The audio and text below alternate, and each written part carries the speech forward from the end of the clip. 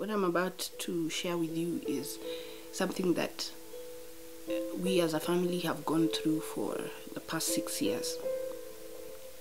And just before I start with the story, this is a letter that I wrote to, the president, 2017, August 12th. And I wrote, "Dear Mr. President, I'm writing to you, and this is me clutching at straws. I was told not to write to you. Others said I should follow the chain of command, which I did. And after a few attempts to seek audience with the relevant people, we had our first meeting and everyone was happy to see us. Well, that's until we told them why we were really there, and no sooner did they hear what we had to say, there were promises of immediate action. There was, call me first thing in the morning, which I did, and this was the narrative. In hushed tones, I was told, I'm in a meeting, I'll call you later. This went on for a while until they no longer bothered to pick my calls. See, Mr. President, my brother was kidnapped. And it's now 3 years since, and nothing from you or your office. After everything has been said and done, it's been said and nothing done. So this is me hoping, with everything going on, your re-election, Githeri man rising to fame, you will get to read this and bring my brother home. 3 years, I think he's done his time. His children need their father, his wife, a husband, his parents, a son, and me, my brother. I remain in your service. Shiko. Hashtag, bring home my brother. Letter to my president. That was in 2017. Now I start this narrative. This story that has become a nightmare to me and my family, that started off like a bad dream. This story that started on January 5th, 2014. January 5th, 2014. Today is my brother's birthday, George Mbolo. Every year, me and my sister, we write to his Facebook profile, Georgie Kajijo Gabuya. Today is his birthday, and we write messages, and we're writing messages to his memory, to the hope that he's fine. And this is what he'd always tell us, no problem, no problem. It started in January 2014. He went to work in Mogadishu. My brother is an engineer. He installs petrol stations. So December 2013, tulikula mbuzi because, first of all, his last born was born. So tukakula pork. Actually, si mbuzi, tulikula pork. Kutoa swara. Kutoa swara na God could bless his young son and the work of his hands as he was going for work in January. So we ate together as a family, and then, January, he left. Now, he left him and my cousin to go to Mogadishu for work, where they had gone before. So we talked on phone. I wasn't able to take him to the airport. I was going to Langata or somewhere. I can't remember where I was was going, but he called me and told me, yo sis, so si ndio mimi huyo. Aya basi wewe ukifika wewe ukiland si utanistua. Sawa sawa. So he went, he got to Mogadishu and he called akaniambia aya manzi hata nimeland, si tuchekiane after like 6-7 days. So like aya maze si ujichunge. On January 16th 2014 my dad receives a call from our uncle who was very close with Georgie. And so he says, yeah, nasikia history hivi na hivi. Kuna kitu iko imehappen Mogadishu. And it involved 2 Kenyans who apparently have been abducted. And so on that day, 16th, 2014, January, our nightmare began. At that point, I was staying in Kaskari, and I remember I had gone out with a few friends of mine. And so I also get this call later on in the evening at around 7, but not from my father. I get this call from now, the uncle, my uncle. Sasa Ngash, sema, says uko, like mimi niko out. Sema hebu toka nje kuna makelele pale huko. Mwambia si useme ni aje kwani? Sema sasa Georgie na Masha wamekidnapiwa.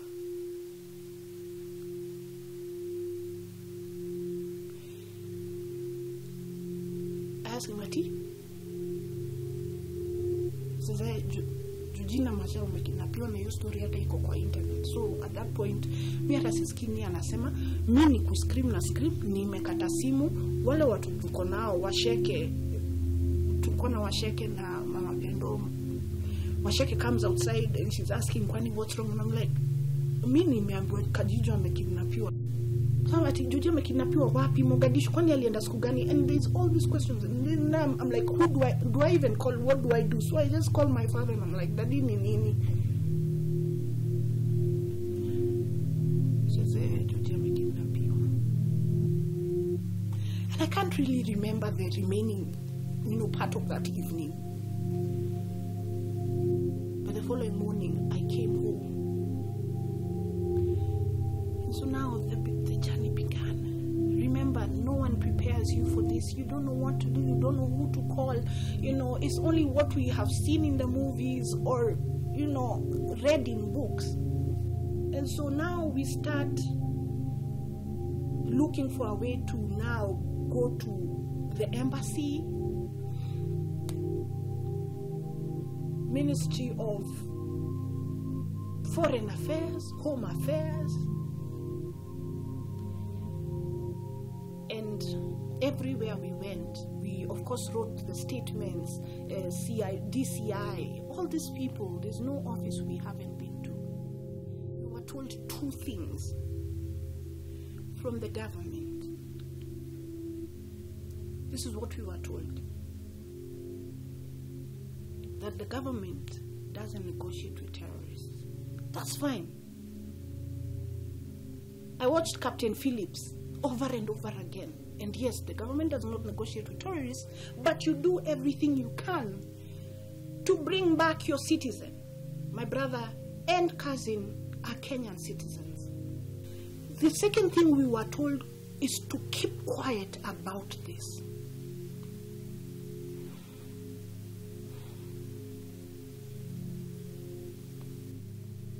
Six years later, enough is enough. I am going to speak about it. I am speaking about it because everything has been said. Everything has been said and nothing has been done. We have been patient as a family. I watch my mom and my dad break down every single day. The government has not helped us in any way.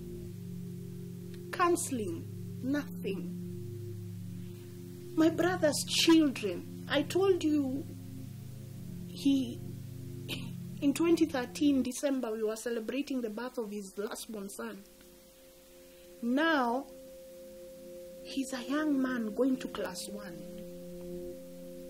He came and visited me, and he was telling me, Auntie Shiko, this is the song I'm going to sing for my dad when he comes back from work.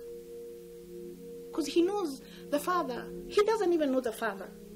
He doesn't know the father. But he knows that the father went to work and he's going to come back. And so this is the song he's preparing to sing for his father. It's been a long day without you, my friend. And I'll tell you all about it when I see you again. And that's the song he sang to me.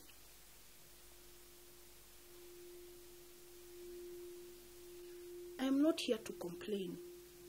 The government has done nothing to help us.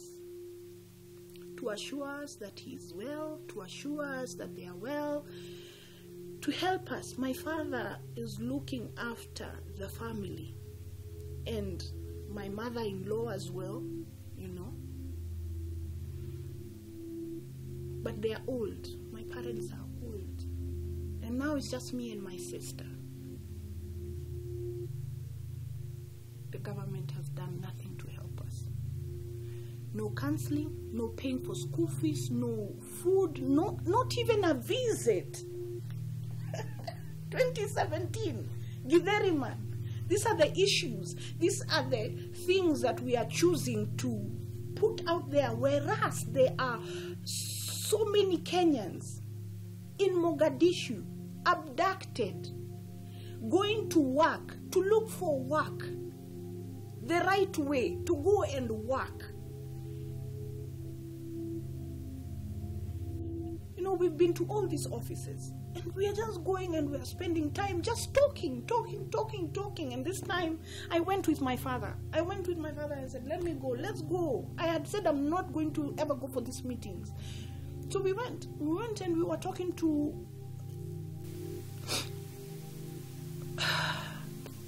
you know, the government. We were talking to the government. And the government says, because I don't want to say the name or whatever, this is what the government says. They are Cuban doctors. There were 2 Cuban doctors who were in Mogadishu recently, were abducted recently. And the president, my president,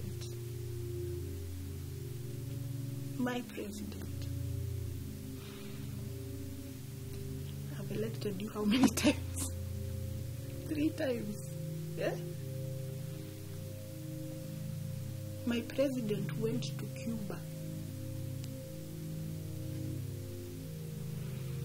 Life is a life. But as we are here in Nairobi, my president went to Cuba to console the family, to be with the family of the Cuban doctors.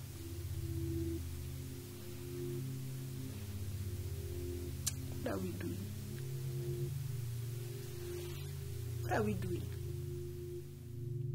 I know that there are many people, families, who have their loved ones kidnapped, abducted in Mogadishu, in Somalia.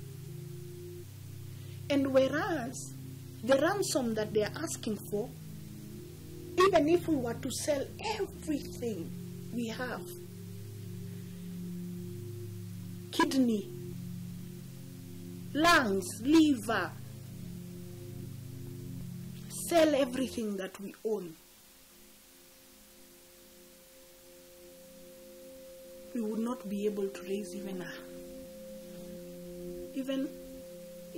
an eighth of the money that they are asking for in dollars as ransom. And all I'm asking is, would you help me, my fellow Kenyans?